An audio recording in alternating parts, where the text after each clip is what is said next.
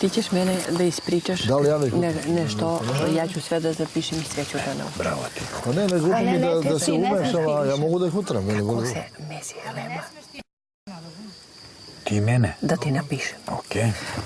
1 kilo brašno, 1 kesica kvasac, toliko voda, zamesiš tvrdo, razmesiš jednom i praviš jufke, stavljaš u tepsiju i posle pola sat pečeš. Ja ću da ti sve ispišem. Dobro, laži. I kad bude na tamo neki dan, počnemo mi od večeras, krenemo da učimo. Dobro. Onda ja kažem, pa ne možemo samo mi da učimo, ja sam seljak, ja ne mogu engleski da naučim. Ne. Kako ja da naučim engleski, što ne naučiš ti u Ameriku muž da mesiš hleba? I ti ima da kažeš, što ja ne znam, ja sve znam. Okej, važi. I onda ga ispričaš. Yes. I on ima da zinu otkud ti znaš. Bravo. Može, hoćemo živote. To je 2-3 rečenice. Nemaš ništa. Znam ja i da zamislim, nemaš problema. Samo redoslijed da znam. Redoslijed. Toliko brašno. A soli, kad se stavlja so? Odmah. Isto? Odmah. Bravo.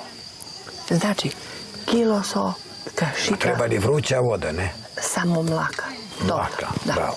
Da. Znači, kilo brašno, kašika so, 1 kesica kvasac, voda po potrebi, da ti ne bude meko, dobro mesiš, ostaviš da odstoji, prođe sat vremena. Ponovo premesiš. Jeste, no nemamo sad brašna. Ako nema brašno teorijski i ti mene učiš teorijski. Važi, bravo. Ne možeš da se učiš sve ovdje sa pesak. Ja ću da kažem isto da pričam kako se mjesi. Ali to ne smije da znaje niko, to samo ja i ti. Samo ja i ti. I onda te ja pitam, sad učimo da nas ponedeljak, pa utorak, pa sreda. I ja kažem, a ja ću sve da naučim su subotu. Jeste, bravo. Ja kažem, engleski i sve i Ameriku. Otkud ja da ga naučim, ja sam seljanka, ne znam ništa. Kako, ti ćeš meni da učiš engleski, kako ti trebaš da znaš, aj ti mesi kao ja. I ti kažeš, udariš s pesnicu, ja znam sve. Ja sve znam.